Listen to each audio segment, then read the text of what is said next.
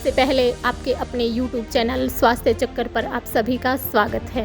दोस्तों, आज हम बात करते हैं हमारे स्वास्थ्य से जुड़ी संस्कृति की। आज योग को जहां अंतर्राष्ट्रीय ख्याति मिल चुकी है, चारों तरफ योग ही योग का जिक्र है और योग को मानने वालों की भी कोई कमी नहीं दिखती देश और दुनिया में। हमारी भारतीय संस्कृति, संस्कार और मर्यादा का हिस्सा रहे योग का अर्थ होता है जोड़ना, मिलाना, आत्मा से परमात्मा का मिलन, चित्त की वृत्तियों का निरोध आदि आदि। ये योग सिर्फ दो शब्दों से मिलकर बना है, लेकिन इसमें रहस्य गूढ़ छिपा हुआ है। शरीर को ऊपर नीचे करना मात्र योग नहीं है और लगभग लोग इसी को योग कहते हैं, जो सिर्फ एक आसन है।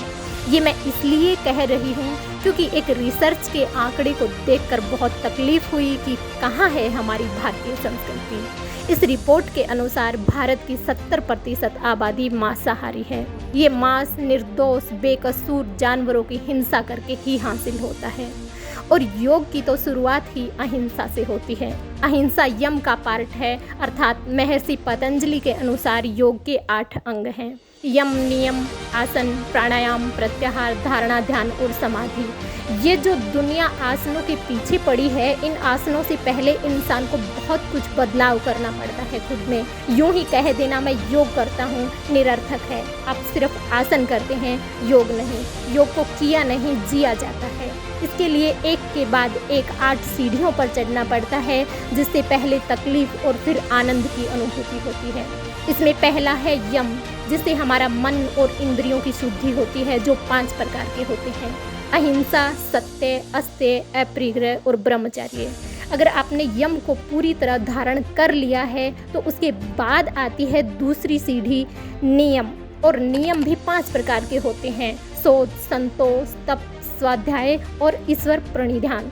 इन यम और नियम को धारण कर लेने के बाद ये आसन आते हैं, जिसको आप योग कहते हैं। योग में जो सबसे पहली सीढ़ी यम है, उसका सबसे पहला ही भाग अहिंसा, और अहिंसा का अर्थ होता है मन, वचन या कर्म किसी भी तरह से किसी जीव को न सताना, उसको तकलीफ न पहुंचाना, हिंसा न करना, न करवाना और न ही हिंसा के लिए किसी को उकसाना। अब ये तो है हमारी भारतीय संस्कृति, हमारा धर्म और मर्यादा, जो हमारे स्वास्थ्य को सीधा प्रभावित करते हैं। अब इस रिसर्च का आंकड़ा देखकर संस्कृति की तुलना आप स्वयं कर सकते हैं कि आज का भारत कहाँ खड़ा है, आप में से कौन कितना योगी है। धन्यवाद।